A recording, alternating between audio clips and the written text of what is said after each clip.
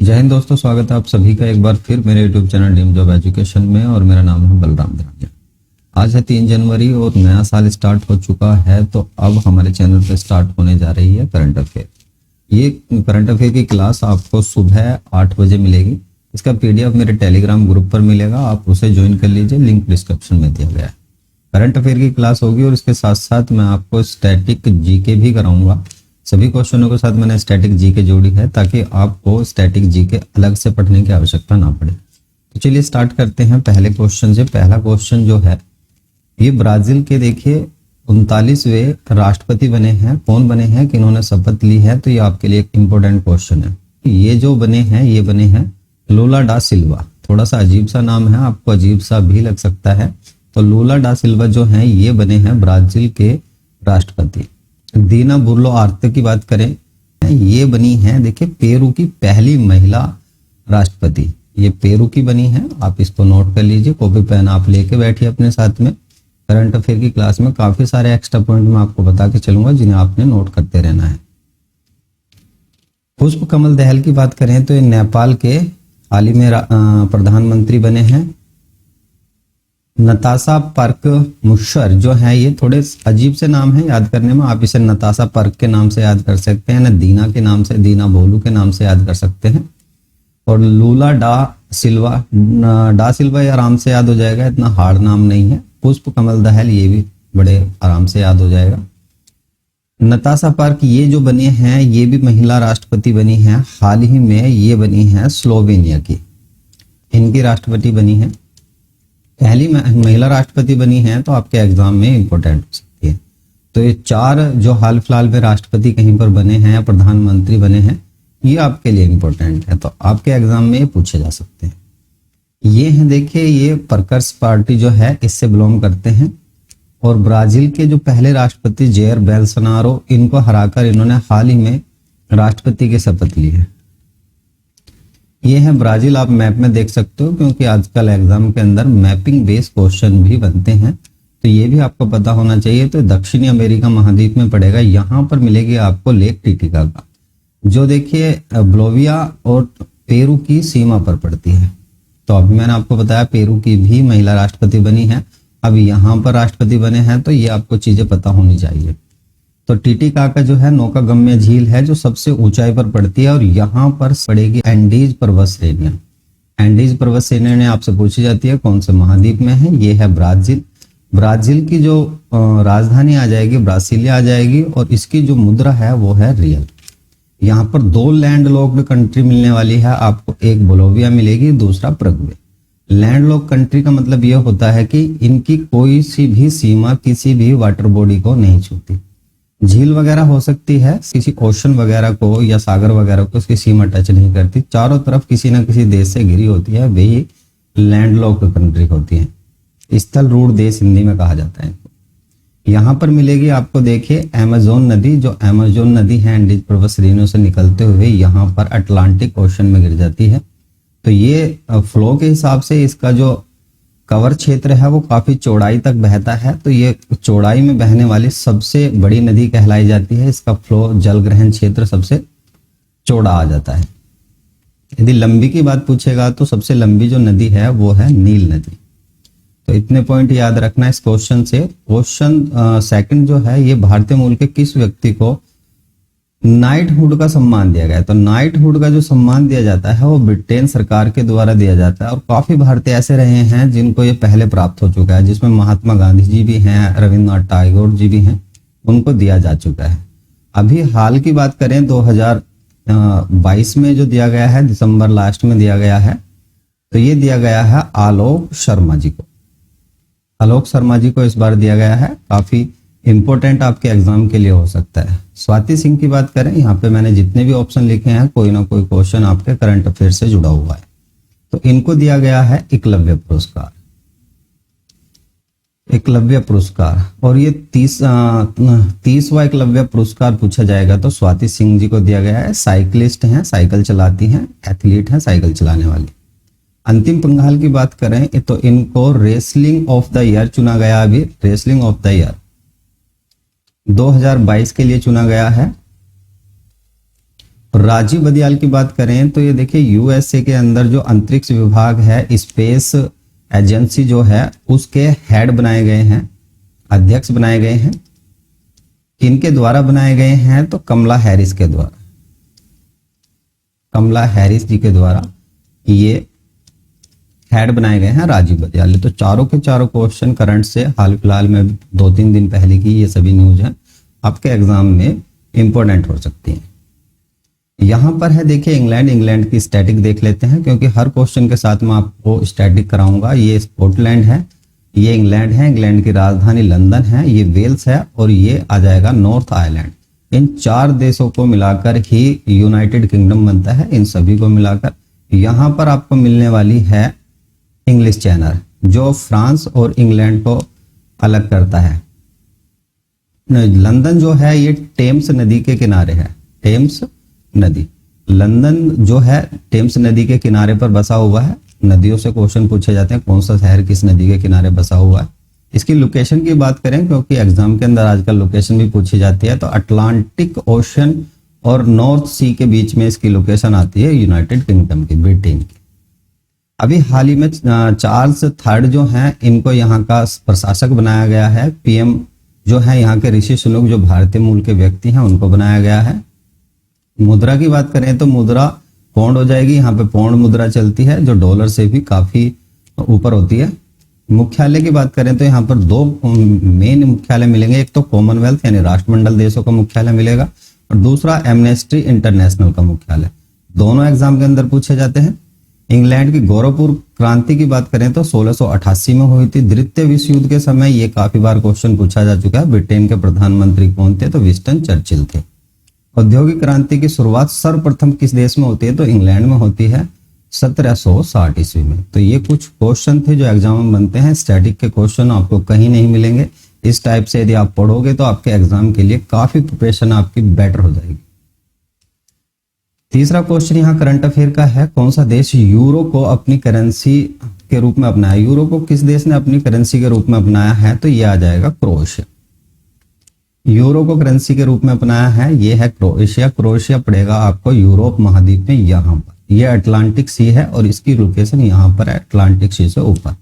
इसकी जो राजधानी आ जाएगी जाग्रेब आ जाएगी, और इसके प्रधानमंत्री जो हैं इवो सनादेर, ये इसके प्रधानमंत्री हैं।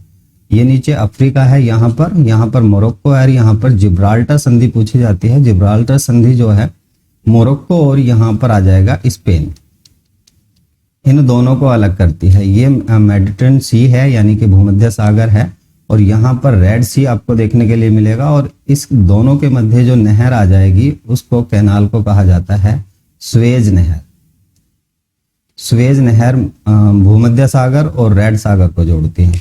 ये सारी चीजें आपको पता होनी चाहिए। ये ब्लैक सी है, यहाँ पर मतलब एक झील है जिसको काला सागर झील बोला जाता है। ये कैस्पियन सागर झील है, जो दुनिया की सबसे बड़ी झील कही जाती है। अभी हाल फिलहाल में जो चर्चा में रहा है मुद्रा से रिलेटेड क्वेश्चन, वे आपके एग्जाम में पूछे जा सकते हैं। कौन कौन से क्वेश्चन हैं? तो भारतीय रुपया का मूल्य ह्रास हुआ है 2022 में। कितने प्रतिशत की गिरावट देखी गई है? तो ये देखी गई है 10% की, यानी $1 के मुकाबले जहां पहले जो था 70 रुपए था, अभी जो है वो 82 रुपए के करीब डॉलर हो चुका है। तो ये इसके अंदर थोड़ी सी गिरावट देखी गई, मूल्य ह्रास देखा गया अमेरिकी डॉलर, क्योंकि सबसे बड़ी एसडीआर मुद्रा में अमेरिकी डॉलर ही गिना जाता है। तो भारतीय मुद्रा में कितने % की गिरावट आई है? 10% की गिरावट आई है, ये आपसे पूछा जा सकता है। और एशिया में सबसे खराब प्रदर्शन किया है भारतीय मुद्रा ने। ई रुपए की बात करें तो ई रुपए जो है डिजिटल करेंसी है, ये भारत की डिजिटल करेंसी है जिसको हाल ही में मान्यता दी है। एसडीआर करेंसी में हम 5 करेंसी को काउंट करते हैं, जिसमें यूएस डॉलर आ जाएगा, यूरो आ जाएगी, चाइनीज युआन आ जाएगा, जापानीज येन आ जाएगा और ब्रिटिश पाउंड आ जाएगा। तो ये 5 मुद्रा एसडीआर में पूछी जाती है। आपसे ये भी क्वेश्चन बनता है। और एसडीआर कौन जारी करता है? तो ये आईएमएफ जारी करता है। आईएमएफ की बात करें, आईएमएफ जो है 17 दिसंबर 1945 में इसने कार्य करना प्रारंभ किया है। वर्ल्ड बैंक ने भी 1945 में, लेकिन दोनों का जो गठन हुआ है ये हुआ है 1944 ईस्वी में। किसके नाम से? तो ब्रिटेन वुड के नाम से इनका गठन हुआ था, और उसके बाद ये दोनों आईएमएफ और वर्ल्ड बैंक के नाम से कहलाने लगे। दोनों का हेडक्वार्टर जो मिलने वाला है वो आपको मिलेगा वाशिंगटन डीसी के अंदर। आईएमएफ के हेड वर्तमान में है क्रिस्टलिना जॉर्जिया, जो यूरोप से बिलोंग करती हैं। आईएमएफ का जो हेड होता है हमेशा ही यूरोप से होता है, और वर्ल्ड बैंक का जो हेड होता है वो हमेशा यूएसए से होता है। वर्ल्ड बैंक के वर्तमान में जो हेड हैं वो हैं डेविड मालपास। ये सभी क्वेश्चन आपके लिए इंपॉर्टेंट है। स्टैटिक बहुत अच्छा पोर्शन निभा रही है आजकल एग्जामों में, तो ये चीजें आपको पता होनी चाहिए। इसके बाद जो क्वेश्चन आ जाता है वो आ जाता है 65वां डीआरडीओ डे। तो 65वां डीआरडीओ डे मनाया गया है, ये मनाया गया है 1 जनवरी को मनाया गया है। डीआरडीओ का जो गठन होता है, डिफेंस रिसर्च ऑर्गेनाइजेशन का जो गठन होता है, ये होता है 1958 ईस्वी को, और इसके जो वर्तमान अध्यक्ष हैं वो हैं डॉक्टर समीर कामत। 65वां मनाया गया है, तो इम्पोर्टेंट है आपके लिए। हेडक्वार्टर न्यू दिल्ली के अंदर मिलेगा इसका, और पेरेंट ऑर्गेनाइजेशन या ये कहें कि जिसके अंदर ये काम करती है, इसको होल्ड करता है मिनिस्ट्री ऑफ डिफेंस, यानी कि रक्षा मंत्रालय जो है, रक्षा मंत्रालय इसको हेड करता है। ये चीजें आपको पता होनी चाहिए। आगे जो दूसरा डे है जो कल ही मनाया गया है, परसों जो मनाया गया है, ये मनाया गया है वैश्विक परिवार दिवस। ये 1 जनवरी को मनाया गया है। यदि 5 दिसंबर की बात करें, इंपॉर्टेंट है, ये मनाया गया है विश्व मृदा दिवस। विश्व मृदा दिवस मनाया गया है। 10 दिसंबर की बात करें तो ह्यूमन राइट्स डे मनाया गया है, यूएनओ के द्वारा मनाया जाता है। 26 दिसंबर की बात करें तो 26 दिसंबर को मनाया गया है, ये वीर बाल दिवस मनाया गया, वीर बाल दिवस ये मनाया गया है। 24 दिसंबर को जो मनाया गया है, ये बनाया गया है नेशनल कंज्यूमर राइट्स डे, यानी कि राष्ट्रीय उपभोक्ता अधिकार दिवस के रूप में मनाया गया है। सारे के सारे जितने भी डे लिखे हुए हैं आपके एग्जाम के लिए इंपॉर्टेंट हैं, जो आपको पता होने चाहिए। यहाँ पर छठा क्वेश्चन जो है करंट अफेयर का आपका है, पशुओं के लिए भारत के पहले in vitro fertilization mobile unit की शुरुआत किस राज्य में की गई है। अब ये क्या चीज है, दरअसल ये मैं आपको दिखा देता हूँ। ये देखिए, एक वैन की शुरुआत की गई है जिसके अंदर मोबाइल लैब के रूप में काम करेगी, जिसमें जो पशुओं की नस्ल है उनको गर्भ धारण करने के लिए, या ये कहें कि जो पशुओं की नस्ल है उसको रिप्रोडक्शन करने के लिए, बढ़ावा देने के लिए काम करेगी। तो ये स्टार्ट की गई है गुजरात के अंदर। इंपॉर्टेंट क्वेश्चन हो सकता है आपसे, आजकल जो ज्यादा कॉमन क्वेश्चन हो जाते हैं वो एग्जाम के अंदर नहीं पूछे जाते। तो ये है आपका गुजरात का मैप, और यहाँ पर कच्छ का रण मिलेगा, जो पूछा जाता है एग्जाम के अंदर कि किस राज्य में पड़ता है कच्छ का रण, तो ये गुजरात के अंदर है। और यहीं पर मिलते हैं आपको जंगली गधा। जो जंगली गधा है ये आपको कच्छ के रंग में ही देखने के लिए मिलेगा। जंगली गधा नाम का जो पशु है वो आपको यहीं पर पाया जाता है। ये कच्छ की खाड़ी है, कच्छ की खाड़ी, और ये खंबात की खाड़ी यहाँ पर मिलेगी। इसकी राजधानी है गांधीनगर। राजस्थान, मध्य प्रदेश, महाराष्ट्र इससे सीमा साझा होती है, और इसका जो गठन हुआ था 1960 ईस्वी में हुआ था। मुंबई से अलग हुआ था, मुंबई राज्य माना जाता था पहले, उससे अलग होकर महाराष्ट्र और गुजरात का गठन हुआ था। 1 मई 1960 ईस्वी को इसका गठन हुआ। राज्य क्षेत्र का दर्जा इसका 5वां है। राजधानी इसकी गांधीनगर है। सीटों की बात करें, हाल फिलहाल में यहाँ पर चुनाव हुए तो आपसे विधानसभा की सीटें पूछी जा सकती हैं। कुल सीटें जो हैं यहाँ पर विधानसभा की ये आ जाएंगी 182 सीट। राज्यसभा की 11 सीटें हैं और लोकसभा की 26 सीटें यहाँ पर। भूपेंद्र भाई पटेल जो हैं यहाँ बीजेपी से हाल ही में दोबारा से यहाँ पर सीएम बने हैं। गवर्नर की बात करें तो आचार्य देवव्रत यहाँ के वर्तमान गवर्नर है। हाल ही में किन वजहों से गुजरात जो चर्चा में रहा है, ये सभी क्वेश्चन आपके लिए इंपॉर्टेंट है जो आने वाले एग्जाम है। जैसे एसएससी जीडी का एग्जाम होने वाला है तो उसके लिए भी ये एग्जाम आपके लिए इंपॉर्टेंट है। मोढेरा सूर्य मंदिर जो है यूनेस्को की अस्थायी सूची में शामिल किया गया है। तो मोढेरा सूर्य मंदिर कहां पर पड़ता है, गुजरात में, आपको पता होना चाहिए। अडानी न्यू इंडस्ट्रीज के द्वारा मुंद्रा के अंदर भारत का सबसे बड़ा पवन टरबाइन स्थापित किया गया है। गुजरात में विश्व का सबसे बड़ा पांडुलिपि संग्रहालय, पांडुलिपि संग्रहालय इंपोर्टेंट है आपके लिए, गुजरात में आया है, विश्व का सबसे बड़ा। जल जीवन मिशन के तहत 100% घरेलू नल कनेक्शन देने वाला राज्य भी गुजरात बना है। मिशन स्कूल ऑफ एक्सीलेंस की शुरुआत हुई है, ये गांधीनगर में हुई है, ये भी यहीं पर आ जाएगा। और 12th नंबर की जो डिफेंस एक्सपो है उसका आयोजन भी गुजरात में किया गया। तो ये कुछ इंपोर्टेंट क्वेश्चन थे जिनकी वजह से गुजरात हाल ही में चर्चा में रहा था, तो ये आपके लिए इंपोर्टेंट है। 7वां क्वेश्चन जो करंट अफेयर का आ जाता है यहां पर है, केंद्रीय मंत्रालय, राज्य सरकारों और भारतीय दूतावासों ने वर्ष 2023 को किस रूप में आरंभ किया है। तो देखिए, भारत के लिए नहीं पूरे विश्व के लिए ये वर्ष स्टार्ट हुआ है। तो ये अंतर्राष्ट्रीय बाजरा वर्ष के रूप में मनाया जाएगा। कैमिल जो ऊंट होते हैं उनके लिए अंतर्राष्ट्रीय वर्ष जो मनाया जाएगा ये 2024 मनाया जाएगा। ग्लेशियर के संरक्षण के लिए अंतर्राष्ट्रीय वर्ष जो मनाया जाएगा ये मनाया जाएगा 2025।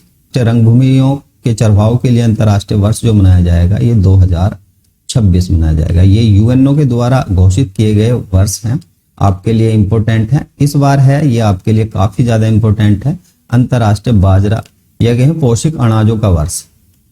ये है देखिए, मिर्च के रूप में जाने जाते हैं ये अंतर्राष्ट्रीय पोषक अनाज वर्ष। और उसके साथ साथ दूसरा वर्ष जो मनाया जाएगा वो शांति की गारंटी के रूप में संवाद का अंतर्राष्ट्रीय वर्ष। तो 2 वर्ष इस बार डेडिकेट किए गए हैं यूएनओ के द्वारा। भारत ने देखिए प्रस्ताव रखा था यूएनओ के सामने 2018 में, खाद्य और कृषि संगठन के द्वारा इसको मनाने का अनुमोदन दिया गया है। संयुक्त राष्ट्र सभा में इसको देखिए 2023 में अंतर्राष्ट्रीय पोषक अनाजों के वर्ष के रूप में घोषित किया है। तो ये सभी पॉइंट आपके लिए इंपॉर्टेंट है। आगे बात करूं तो ये आपके लिए छोटा सा एक क्वेश्चन है, आपके लिए पूछा जा सकता है। जैसे ही 2022 खत्म हुआ है तो उसमें कुछ डाटा आया है कृषि से संबंधित। कृषि और प्रसंस्कृत खाद्य उत्पादों का लक्ष्य जो था वो हमारा सेट किया गया था 23.56 बिलियन अमेरिकी डॉलर। इस अभी जो हम निर्यात करते हैं वो 74% का निर्यात कर चुके हैं, लेकिन इसका जो लक्ष्य हमने रुपयों में जो रखा है कि हमने इतना व्यापार कृषि उत्पादों से करना है वो है 23.56 बिलियन डॉलर का जो उत्पाद है वो हमें यहीं से करना है। और देखिए, भारत ने कहा है कि हम जो हैं अपनी अर्थव्यवस्था को 5 ट्रिलियन तक कर देंगे 2025 तक। 2025 तक 5 ट्रिलियन कर देंगे, जिसमें जो कृषि उत्पादों के निर्यात की जो भूमिका रहेगी ये 23.56 बिलियन अमेरिकी डॉलर की रहेगी। आगे बात करें एफओ, क्योंकि एफएओ के द्वारा ही ये दिवस मनाया जा रहा है, इस वर्ष को मनाया जा रहा है। तो सदस्य देश इसके अंदर 197 है। स्थापना जो हुई थी 16 अक्टूबर 1945, इसलिए यहाँ पर खाद्य दिवस के रूप में मनाया जाता है 16 अक्टूबर को। मुख्यालय जो है इसका रोम के अंदर यानी इटली में है इसका मुख्यालय। वैश्विक भूखमरी सूचकांक, ये करंट के कुछ सूचकांक और कुछ वर्ष हैं जो आपके एग्जाम में पूछे जा सकते हैं। 2022 में जो भारत की रैंक रही है वो 107 रही है। विश्व दलहन वर्ष जो घोषित किया गया था ये भी यूएनओ के द्वारा 2016 को घोषित किया गया था। मोटे अनाजों का वर्ष जो है ये राष्ट्रीय है, भारत का है, तो ये घोषित किया गया था 2018 को।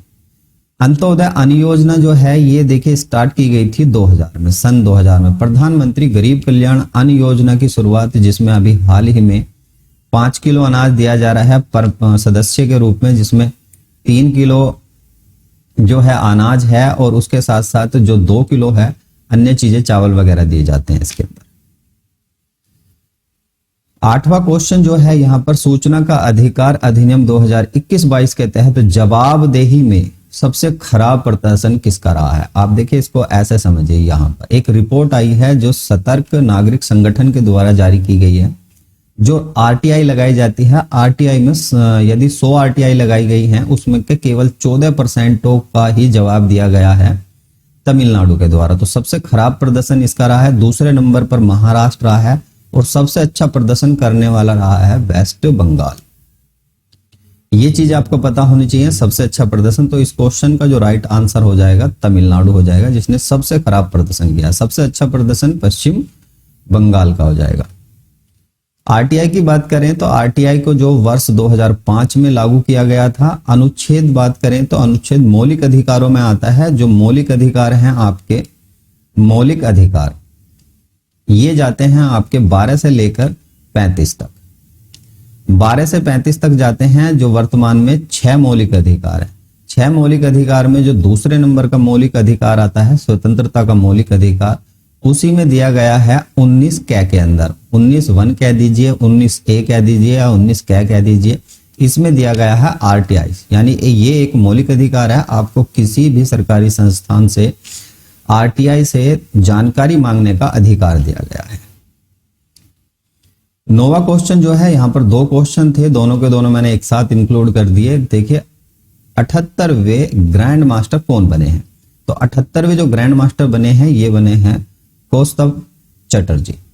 कौस्तव चटर्जी बने हैं 78वें ग्रैंड मास्टर। अभी देखिए दिसंबर में ही 77वें ग्रैंड मास्टर मिले थे हमें, और अब देखिए 78वें ग्रैंड मास्टर मिल गए हैं 78 नंबर के। और दूसरा क्वेश्चन यहाँ पर मैंने इंक्लूड किया है आपके लिए, विश्व रैपिड शतरंज चैंपियनशिप हो रही थी जो अल्माटी कजाकिस्तान में हुई है, इसको जो जीता है वो मैग्नस कार्लसन ने जीता है, मैग्नस कार्लसन के द्वारा जीता गया है। इसने गोल्ड पदक जीता है इसके अंदर।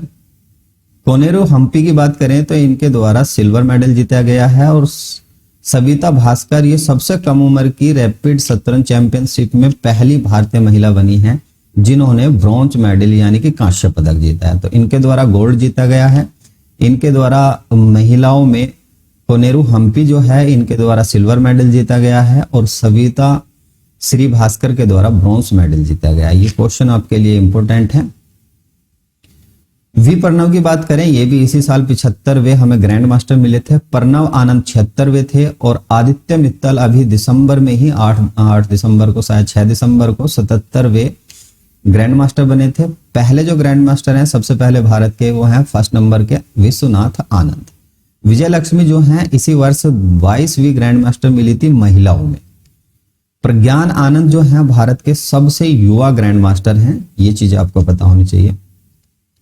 चेस जो फेडरेशन है उसका जो गठन किया गया था ये किया गया था 20 जुलाई 1924 ईस्वी को। आपको पता होना चाहिए क्योंकि जो शतरंज प्रतियोगिता होती है वो फाइड के द्वारा होल्ड की जाती है। इसका हेडक्वार्टर लुसानिया स्विट्जरलैंड के अंदर मिलेगा। आर्कडी डवार्कोविच इसके वर्तमान में हेड है। थोड़ा सा अजीब सा नाम है लेकिन आप आर्कडी के नाम से याद कर सकते हैं। अब यहां से स्टार्ट हो जाती है आपकी वन लाइनर क्वेश्चन जो आपको पता होना चाहिए। मैंने इसके अंदर 1 तारीख से लेकर जो आज 3 तारीख है उस तक के सभी क्वेश्चन इंक्लूड किए हैं जो आपके एग्जाम में कहीं ना कहीं इंपॉर्टेंट हो सकते हैं। तो वन लाइनर की फॉर्म में आप इनको याद कर लीजिए। ज्यादा में इनके साथ डाटा ऐड करते तो काफी लंबी क्लास हो जाती है, इसलिए आप इनको वन लाइनर में याद कर लीजिए, आपके लिए काफी बेनिफिशियल होंगे क्वेश्चन। बीसीसीआई जो है भारतीय क्रिकेट कंट्रोल बोर्ड जो है उसने चयन जो प्रक्रिया होती है, जो खिलाड़ी चुने जाते हैं किसी प्रतियोगिता के लिए, तो उसका मापदंड जो है यो टेस्ट से करने की डेक्स स्कैन परिणामों से शुरू किया है। ICC men's T20 cricket of the year जो नामांकन हुआ है, अभी देखिए मुझे लगता है कि इन दोनों को ही ये पुरस्कार दे दिया जाएगा। क्रिकेट ऑफ द ईयर चुने जाएंगे। महिला स्मृति मंधाना और सूर्य कुमार यादव जो हैं इस बार के बेस्ट प्लेयर होने वाले हैं टी20 के। ये देखिए इनके नाम एक रिकॉर्ड और आया है, 1000 रन टी20 में 1 साल के अंदर यानी वर्ष 2022 में, और ऐसा करने वाली ये एकमात्र खिलाड़ी हैं जिन्होंने टी20 में 1 वर्ष में इंटरनेशनल प्रारूप में 1000 रन बनाए हैं। स्पेस एक्स की बात करें तो इसने 54 नंबर के स्टारलिंक इंटरनेट उपग्रह लॉन्च किए हैं। देखिए स्टारलिंक जो है एलन मस्क की कंपनी है। एलन मस्क दुनिया के सबसे अमीर व्यक्ति हैं, तो उनके द्वारा ही इंटरनेट प्रोवाइड करने के लिए 54 सैटेलाइट स्पेस में छोड़े गए हैं, ये आपने याद रखना है। रविन्द्रनाथ टैगोर साहित्य पुरस्कार जो एसके रॉय को दिया गया है, इंपोर्टेंट है रविन्द्रनाथ टैगोर पुरस्कार। इंडियन ओवरसीज बैंक के एमडी जो बने हैं वो एमडी और सीईओ जो बने हैं ये बने हैं अजय कुमार श्रीवास्तव, और इसका जो गठन किया गया था 1934 ईस्वी में किया गया था। इसका हेडक्वार्टर आपने याद रखना है, ये है चेन्नई के अंदर। रेलवे बोर्ड के नए अध्यक्ष बने हैं, सीईओ और अध्यक्ष बने हैं। सीईओ का पद अभी देखिए 2020 से ही इसका गठन किया था कि सीईओ भी होगा, वो अनिल कुमार लोहाटी। इंपॉर्टेंट है, ये आपके लिए खासा इंपॉर्टेंट है। भारतीय रिजर्व बैंक के गवर्नर शक्तिकांत दास ने देखिए हाल ही में एक उत्कर्ष 2.0 स्टार्ट किया है जो बैंकों को आधुनिकीकरण में हेल्प करेगा। और दूसरा यहाँ पर एक दक्ष पोर्टल भी आपने याद रखना है।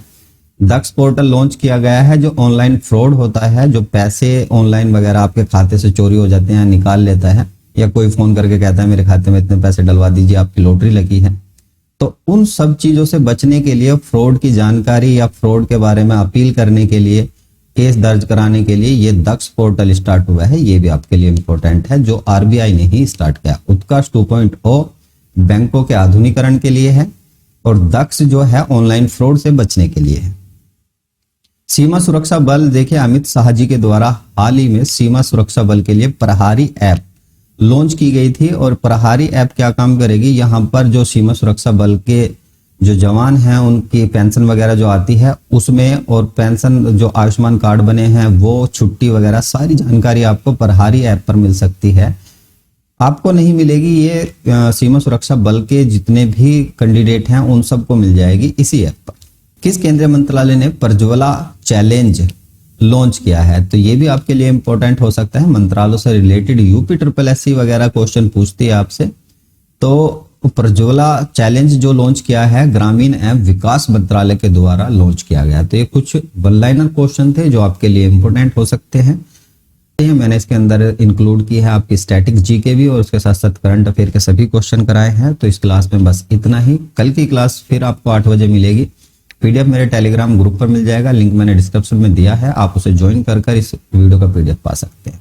चैनल पर नए हैं तो सब्सक्राइब जरूर कर लीजिए। क्लास यहाँ तक अच्छी लगी है तो अपने दोस्तों तक जरूर शेयर कर दीजिए। क्लास अच्छी लगी है तो लाइक भी जरूर करें।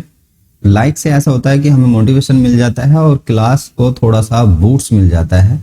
हमें भी अच्छा लगता है कि आप क्लास पसंद कर रहे हैं। डिसलाइक यदि कर रहे हैं तो रीजन जरूर बता दीजिए किस टॉपिक पे मुझे मेहनत करनी है या क्या चीजें मुझे इसके अंदर इंक्लूड करनी है। तो कमेंट जरूर करिए। कोई चीजें इसके अंदर मैंने गलती से गलत पढ़ा दी हो तो आप जरूर कमेंट करके मुझे बताइए कि ये सर आपने गलत पढ़ा दिया, तो वो चीजें मुझे जरूर बता दीजिए। Thank you for watching. मिलता हूँ नेक्स्ट वीडियो में। धन्यवाद।